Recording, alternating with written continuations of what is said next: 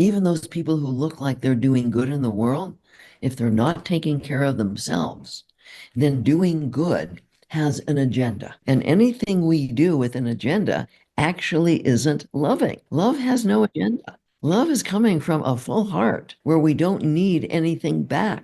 Welcome to the Inspired to Thrive podcast. I'm your host, Phoebe Lay, and in each episode, I will be sharing with you insights from either an inspiring person or myself to help you thrive and shine online and in person. We talk about all things marketing, relationships, money, business, growth, mindset, and more. So thanks for tuning in, and I look forward to seeing you inspired to thrive.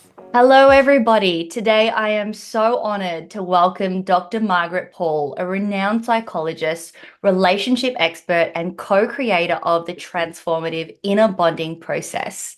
Dr. Margaret Paul has spent decades helping individuals heal emotional wounds and build healthier, more fulfilling relationships.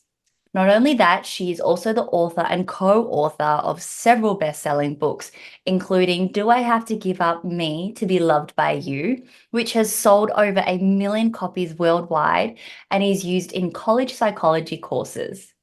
Her work appeared on major platforms, including The Oprah Show, and she's helped thousands of people across the globe through her workshops, speaking engagements, and one-on-one sessions. In her latest book, Lonely No More, we explore the emotional isolation that many people experience, and Dr. Margaret Paul provides tools for connecting more authentically with ourselves and with others. Through her inner bonding process, which integrates spiritual guidance with emotional healing, she continues to transform lives all across the globe. Dr. Paul, it is such a true pleasure to have you here with me today. Well, thank you so much, Phoebe. I'm looking forward to it.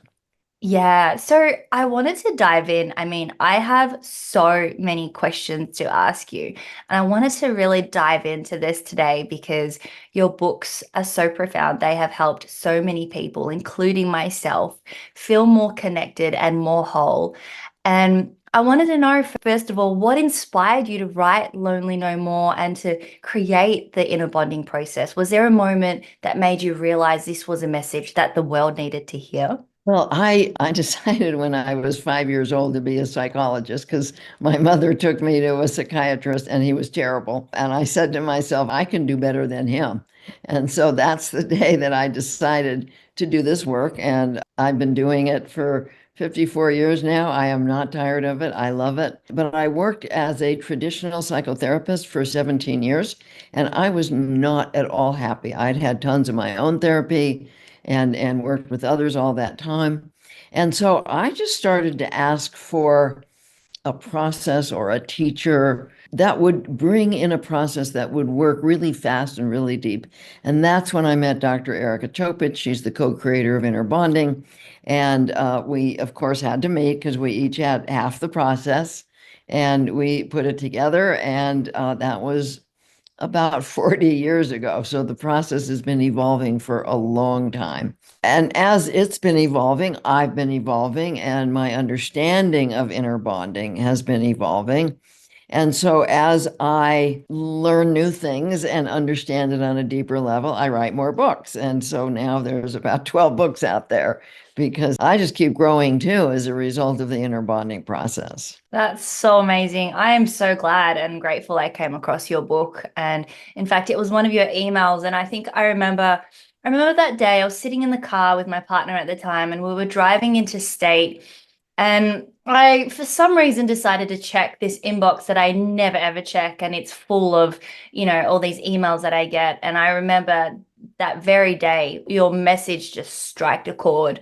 And I think that ever since I've discovered your work, there's just been profound change that's occurred in my life. And Margaret, you highlight the concept of inner bonding throughout your work. I'd love to know, for those that may not be familiar with it, could you please take us through what is the inner bonding process and how can this process help people that have had decades of feeling loneliness and emotional disconnection from themselves? How can this process actually help adults to heal things like their inner child? Now, so inner bonding it's a profound 6-step pathway that anybody can learn, and it enables people to reconnect with themselves. We were born connected with who we really are and with a higher source of love, but most of us learn to disconnect from that. And so it's a reconnection process. That's what inner bonding does. It reconnects you with your true soul self. It helps you develop what we call the loving adult, which is who we are when we're open to learning. In inner bonding, there's only two intentions. One is the intention to learn about loving yourself and sharing your love with others, and the other is the intention to protect against pain with various forms of controlling behavior. Virtually all of us have learned to control. We learned many, many forms of control to get love and avoid pain and feel safe. But the part of us that learned to control is very programmed with many, many false beliefs. We call this the ego wounded self. And it has so many false beliefs that govern our lives and actually end up making us miserable, even though it's trying to make us feel safe, but it doesn't know anything about how to make us feel safe. It just tries to control everything. And that's the main thing that ruins relationships, people trying to control each other. So in inner bonding, people learn to get present in their body with their feelings. They learn that their feelings have a tremendous amount of information for them about whether they're loving themselves or abandoning themselves, about what's happening with others, if somebody's a good person or a dangerous person, what's happening in an event. I mean, there's all kinds of information that comes when we tune into our soul. And we call our soul our inner child. It's not really a child, it's the enduring part of us, but most people don't think about taking responsibility for their feelings, and that part of us communicates often through feelings, but they do think about taking responsibility for a child. And so we teach people to reconnect, to open to learning, breathe into their heart. We teach them how to connect with their higher self, whatever that is for them, a higher source, and how to discover the false beliefs that they're operating from that are really limiting them, limiting their ability to manifest their gifts, to feel safe, to share love, to have a sense of self-worth. These false beliefs are so limiting. So inner bonding teaches people how to access those subconscious or unconscious beliefs that are governing their life without them realizing it. And in being able to access their higher guidance, they are able to access truth, because truth is not in our program mind. Truth is in our soul. And so when we access that, we access truth and we access loving action for ourselves and others, because most people have no role models. Our parents, my parents certainly were not good role models of taking loving care of themselves and being able to love each other and me. And if you don't grow up with role models, how do you know how to be a loving adult? And so we need a higher source of that role modeling. That's our higher self, higher power, whatever it is for the person. So inner bonding is a mind, body, spirit process.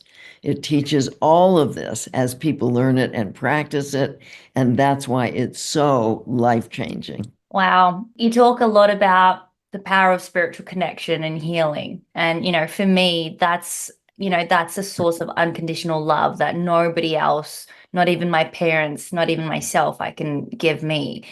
And I've always wondered, how do you work with people who don't believe in the divine or don't have a connection with God or a higher power or even the universe? How do you work with them, and how can you elaborate how connecting with a higher, wiser aspect of ourselves actually plays a significant role in emotional healing throughout this inner bonding process? Well, one of the things I often do with people is I have them imagine an older, wiser part of themselves, like themselves 500 years older. And they don't have to believe in a divine to use their imagination. And if they start doing this, they start to realize that they're actually accessing information, accessing love that they weren't able to access before. But I'll tell you a little story about this one man I was working with. And he started working with me and he said, I don't believe in anything. I don't believe in God. I don't believe in spirit. I don't believe in anything. And so what I said to him is, okay, when you're asking for truth and you're asking what's loving action, which is step 4 of inner bonding, just ask the air. Just ask the air. Just ask it. He started asking the air and he started getting answers.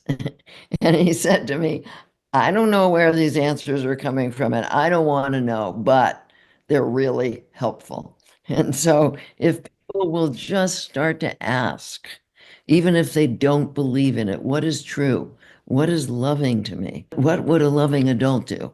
What is in my highest good? If they just start to ask those questions, they're going to find that they receive some answers that they didn't know were there before. And they eventually get that there is an intelligence in the universe that's answering them. Yeah, absolutely. I think that that's such a powerful tool. And, many people also struggle with, for example, like this morning, I was saying before we hit live that this morning, actually, my subconscious mind wanted to ask you a question, and it came to me in a dream. In this dream, I was about to go on stage and I was about to share and speak to a live audience. Obviously, I knew this morning we were talking and I was very excited. And in my dream, my previous partner actually wished me good luck and said, all the best. But all these people, I think there were like about 100 people in the room, were congratulating me and saying, well done, and excited for you and things like that. And I thought to myself, why is it that sometimes one person can hold such significant value in our lives that we almost in extreme cases need their approval? Or some people fall into patterns of control or manipulation or codependency. And sometimes people start to, they no longer loving themselves or even loving the other person. They're abandoning themselves. And in your book, you talk about becoming a caretaker and not a caregiver. Can you perhaps elaborate on why that occurs and how perhaps inner bonding can help people heal from those situations? Well, most of us grow up with role models that are either a taker or a caretaker, or both of them are caretakers, or both of them are takers. But it's very rare I mean, I can't remember anybody saying to me, oh, my parents were great role models for taking loving care of themselves. When they were having a problem, they sat down and they went inside and they discovered how they were treating themselves. And, they took a whole lot of responsibility for their feelings. I don't know anybody who had that role modeling. And so we don't know how to do it. We're doing the best we can. And when I grew up, I became a caretaker because I was born as a very empathic and sensitive little girl. Both my parents were narcissists, and I could feel their feelings. They had no empathy. They couldn't feel mine.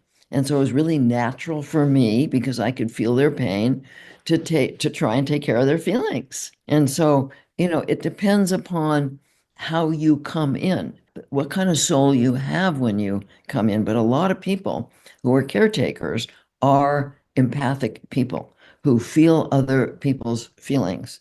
And it hurts them to see people in pain. And so they want to do something about it. And so they become a caretaker. And I was taught, because my parents were narcissistic, that my feelings didn't matter. Their feelings did, my feelings didn't. A lot of us are taught that. Or children take on the narcissism or the anger or the self-involvement of their parents, and they become like that. And so how we're brought up has everything to do with how we are in our current relationships. Inner bonding is so important in terms of creating loving relationships, because we all come in with this baggage. And because we were not taught to love ourselves, we are abandoning ourselves, which means that we don't know who we are. We don't have a sense of self-worth.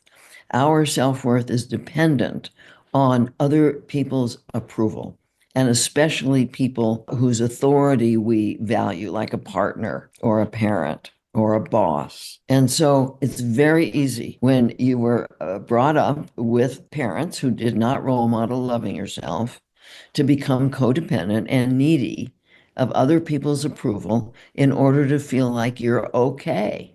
Now, this is where inner bonding comes in, because so many people They know nothing about who they really are in their soul. They think that they are their wounded self. They think that they're the part of them that learned to try and have control over getting other people's approval, either by getting angry, giving themselves up, being demanding or blaming in various ways, shutting down. I mean, there's so many ways we've learned to try and get what we want. And caretaking is obviously one of them, giving ourselves up to get approval. Whereas when people start to practice inner bonding and they learn to tap into that higher source of information, they get to know who they are in their true soul self. They get to know how incredible they are because each of us is this wonderful, beautiful spark of the divine, whether you know it or not.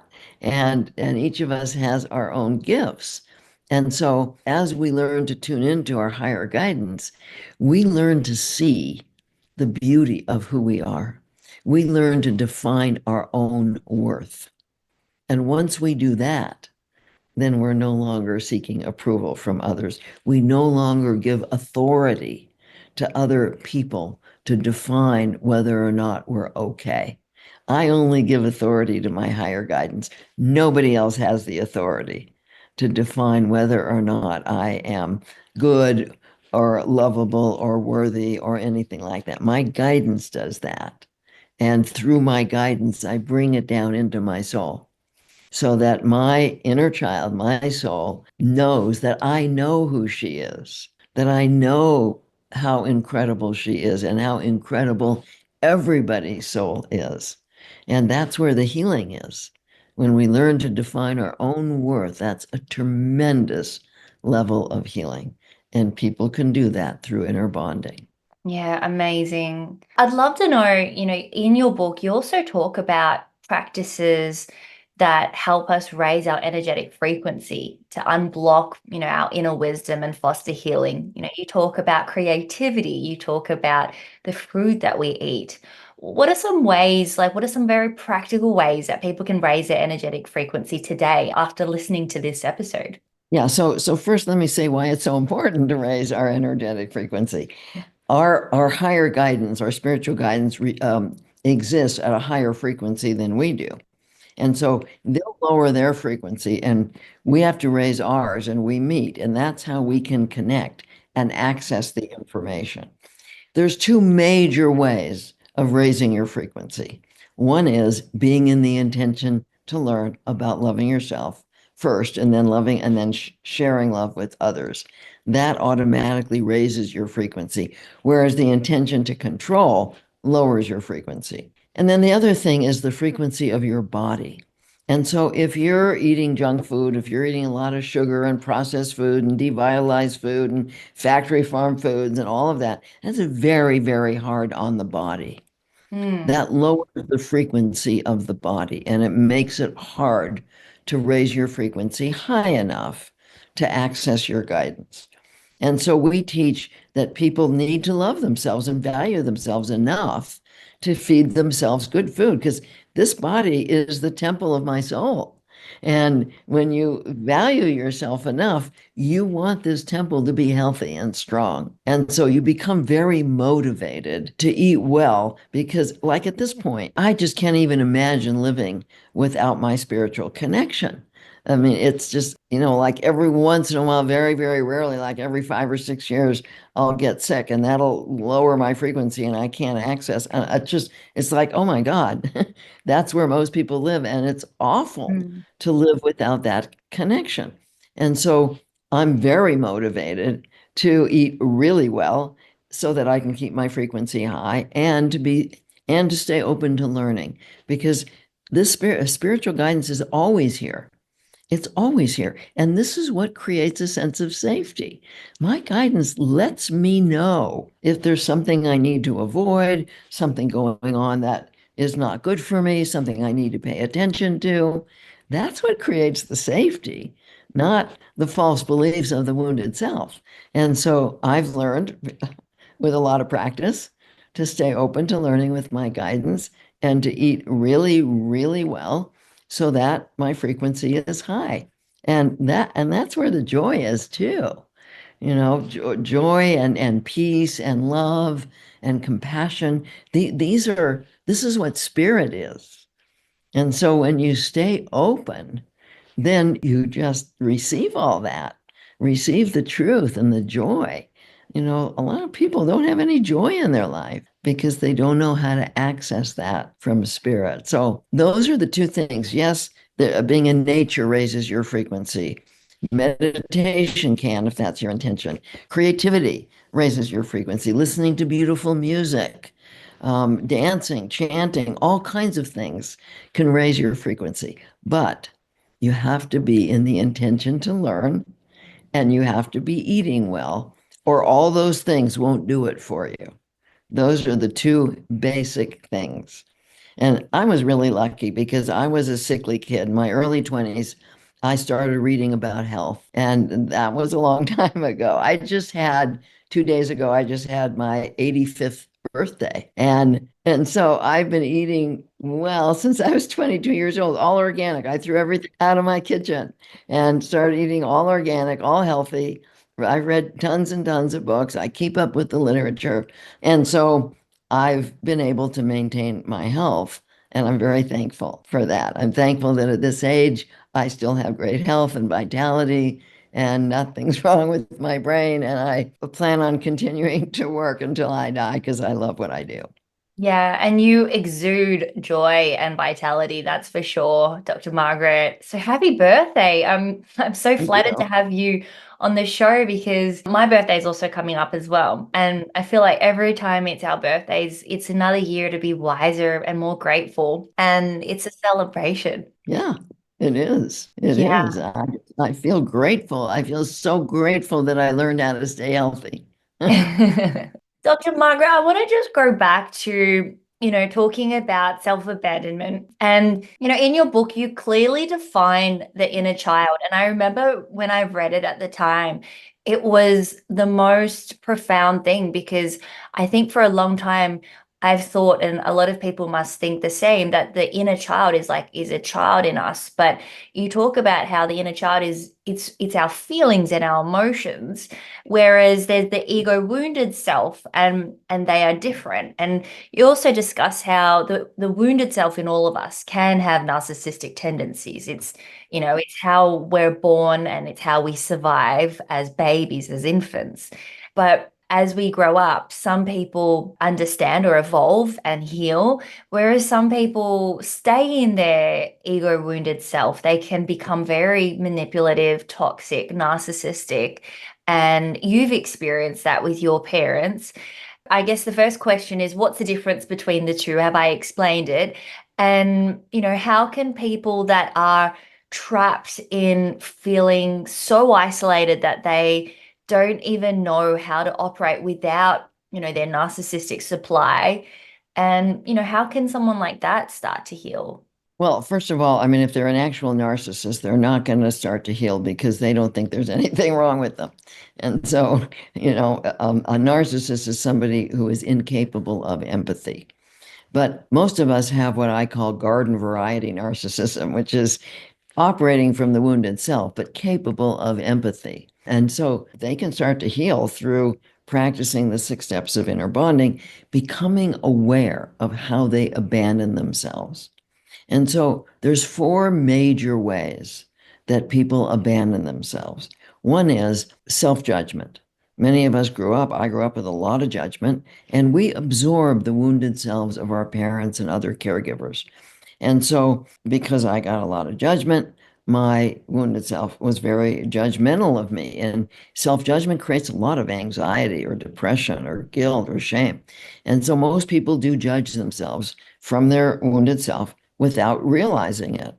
And so, part of it is becoming aware of what self-judgment does, of how abandoning it is, how bad it makes you feel. Another form of self-abandonment is just staying up in your head. Our feelings are in our body. And so if you're up in your head, you don't even know what you feel. And what happens with a lot of people, they're in their head, maybe they'll get a sudden feeling of fear. They don't want to feel it. So then they turn to an addiction. They're grazing in front of the refrigerator, grabbing a drink, getting on the internet, looking at their phone, video games, pornography, whatever it is. They're going to jump right to it to avoid their feelings because they never learned how to learn from their feelings and how to manage their painful feelings. And so self-judgment, staying in your head, turning to addictions, and then making other people responsible for your feelings. And that's like if you have a child and you don't want this child. I mean, let's say that you want to be a parent and you have a child, you wouldn't want to give that child away to somebody else. But that's what we do to our inner child. We give our inner child away for approval, for attention, for love. And of course, every time we do that, we're basically saying to our inner child, you don't count. You're not important. You don't matter. I don't want to be the one to love you. Somebody else has to love you, not me. And so it's a deep form of self-rejection. And the more we abandon ourselves in any of these ways, the worse we feel about ourselves, and the more we need other people's approval to feel like we're okay. So it's really important to become aware of these ways of abandoning oneself. And I go deeply into that, as you know, in Lonely No More, The Astonishing Power of Inner Bonding, and in all the books on inner bonding. They just all deal with different aspects. But this is vitally important for people because most people are doing it unconsciously. They don't realize the level of self-abandonment that's happening and how they're creating their anxiety, creating their depression. Look how many people are on drugs for anxiety and depression, not realizing that those feelings have vital information for them about how they're abandoning themselves. Oh my goodness, that is so true. Yeah, I mean, I think everything is feedback and everything is definitely an opportunity for growth and evolution. So, yeah, I love what you share in Lonely No More. It's the first book that I've read of yours, and I can't wait to get a physical copy because, obviously I'm in Australia, but, the audiobook and the ebook helped me so much. I have so many highlights in there. And you now have a book called Do I Have to Give Up Me to Be Loved by You? And that book sold millions of copies worldwide. And, I know we're touching on the inner bonding process and all of that. But I guess the thing that I see a lot of is that people become people pleasers and they're not realizing it. So in other words, they're self-abandoning. And I guess, I love that you talk about the fact that a lot of the time we do that because we want to receive love. So we're not even conscious of the fact that it's a selfish thing that we're doing. We're actually not being selfless. In the Bible, it talks about giving to your neighbor, but it also talks about giving to your neighbor and giving to yourself and loving your neighbor as yourself. And I think a lot of people kind of misunderstand that or forget the last part. What are some things that you've seen in, the people that you've worked with? What are some examples of that you've seen and how inner bonding has helped them overcome that, that people pleaser in them or their caretaker or just forgetting to put themselves first, which can feel obviously so unnatural for some people and so even selfish for some people because they've grown up doing that. Well, and a lot of people don't understand the word selfish. Selfish, we're being selfish when we demand from other people to give themselves up, when we expect other people to not do what they want and do what we want, and when we don't care about the effect that our behavior has on other people. That's when we're being selfish. And so in so many relationships, like I said, there's the taker and the caretaker. And the taker can be very demanding. The taker basically believes that the other person is responsible for making them happy, and they'll be very demanding and blaming about that. The caretaker, the people pleaser, believes that they are responsible for the other person's feelings, and that when they take good care of the other person, then the other person will take care of their feelings, except it never happens. And so they're giving and giving and giving themselves up. And frankly, I work with a lot of people, especially women, who have been doing that. They were taught that their job was to make their man happy, even if they have to give themselves up. And then they get sick. They get ovarian cancer, they get breast cancer, because you can't keep giving yourself up without being drained. Eventually, you're going to get drained. And it's not so easy when you've been taught, like I was, that I was responsible for everybody else's feelings, but mine didn't count. It's not so easy to learn to make your own feelings matter. And yet, that's what needs to happen. If you ever really want to have a loving relationship, you need to develop that with yourself, because we need to develop what I call the inner family, where we're connected with our guidance, our loving adult in our heart, our inner child in our solar plexus, and there's a flow of energy between our higher self, our loving adult, and our inner child. There's a connected state here, and there's a flow of love that's happening on the inner level. And what happens is we get all filled up with love, and we want to share that love. And that's a great joy, is to share love. What happens with a lot of people who want to be good human beings and they want to do good in the world is they'll bring the love in to the level of their heart. And then they'll send it out. They'll volunteer, they'll give money, they'll take care of people, they'll be people pleasers, but they're not bringing it down inside to their inner child. And so even those people who look like they're doing good in the world, if they're not taking care of themselves, then doing good has an agenda. And that is that people will see them as good, will define them as good. And anything we do with an agenda actually isn't loving. Love has no agenda. Love is coming from a full heart where we don't need anything back. We're giving for the joy of giving because we have filled ourselves with love and not with an agenda to get something back. So people pleasers always have an agenda and they think they're loving, but they're not.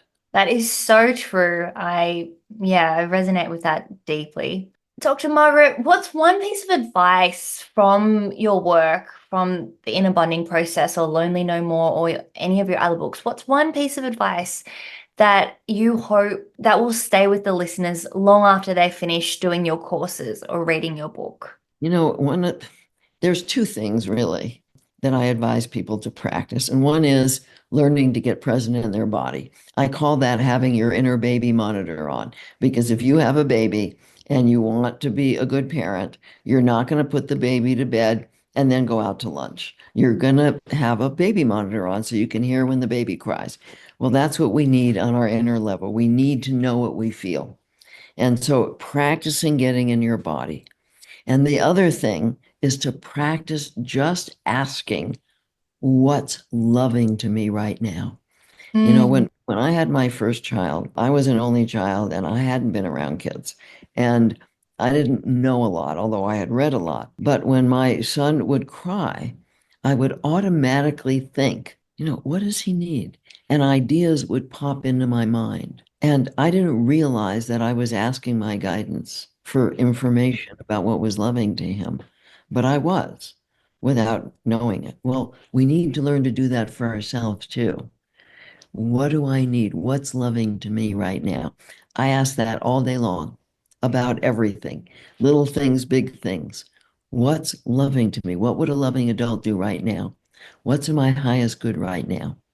So those are the two things that if you do nothing else will actually change your life, to get present in your body with your feelings and to ask, what's loving to me right now? I love that. Thank you so much, Dr. Margaret. I'd love to conclude this episode with some rapid fire questions. They are 5 questions that will get our listeners to understand you on a deeper level. And usually comes without thinking. So I'm sure your higher guidance will help you answer these as well. So, Dr. Margaret, if there was one thing that you cannot live a single day without, whether it's a physical object or something non-physical, what would it be? The sharing of love. Yeah, that's beautiful. And who or what inspired you to do what you do today? I had a few mentors that I followed, that I learned from. But, again, inspiration comes from spirit. For me, inspiration comes from spirit. Yeah, I totally agree. Dr. Margaret, where do you think, where do you see yourself in 5 years' time? What else do you want to accomplish, or what else do you want to gift to the world? I just want to keep spreading inner bonding. I want inner bonding to get bigger and bigger. I want more and more people to be practicing it because I know how deeply life-changing it is, not just physically, emotionally, but spiritually, all these ways, it's life-changing. So I'm just devoted to, with my podcasts and my books, and there's many ways that I bring inner bonding out into the world. I have a wonderful master class that people from around the world come to. I just want to keep doing this. Dr. Margaret, I'm just truly just so amazed and impressed by so many resources that you have. And yeah, they are so valuable and life-changing. I hope many of the listeners will, get their hands on it. And I can't wait to share the resources as well that we have in the show notes, including your ebook, your course as well. Could you tell us a little bit about your 30-day course that's coming up? Well, I have many courses. So I have a 30-day course called Love Yourself, which teaches inner bonding. I have a 30-day course called Attracting Your Beloved, which helps you to attract a partner. I have a 30-day course for relationships, wildly, deeply, joyously in love. I have a 30-day course for connecting with your guidance, unlocking your inner wisdom. And I have a 30-day course for learning to take care of your body and finding your passion and your health, because you can't really follow your passion unless you have health. So I've got a lot of 30-day courses. Great, amazing. And for those that are listening, please jump on the show notes. I will be linking to Dr. Margaret Paul's website and also the courses that are available as well. Okay, two more questions. Dr. Margaret, what is one big aha moment or takeaway that you've recently had that has changed the way you see the world or changed the way you show up in the world? With learning and growth, it goes deeper and deeper and deeper.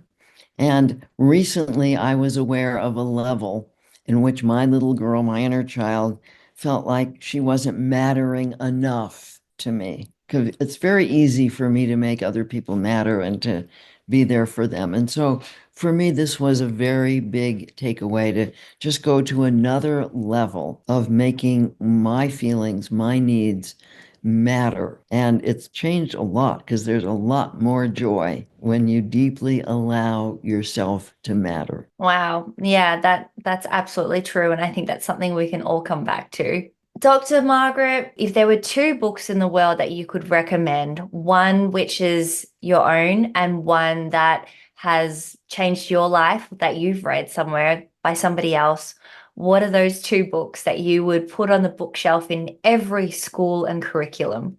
Well, of course, I would love to see Lonely No More, The Astonishing Power of Inner Bonding everywhere.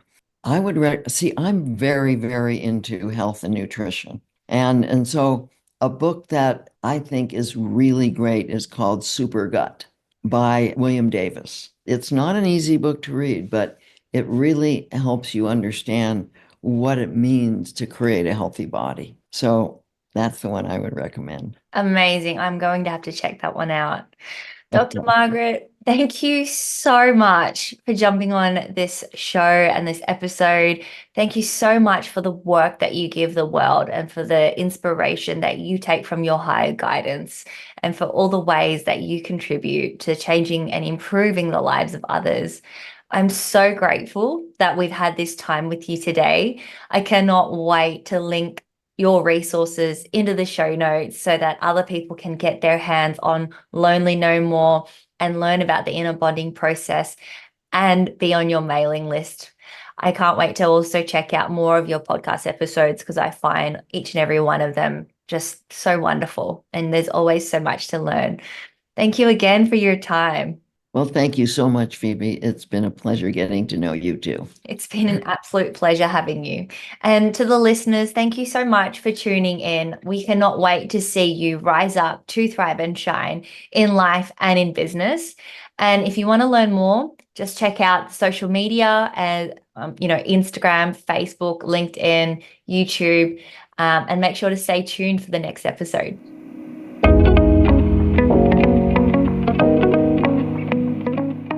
So thanks for tuning in, and I look forward to seeing you inspired to thrive.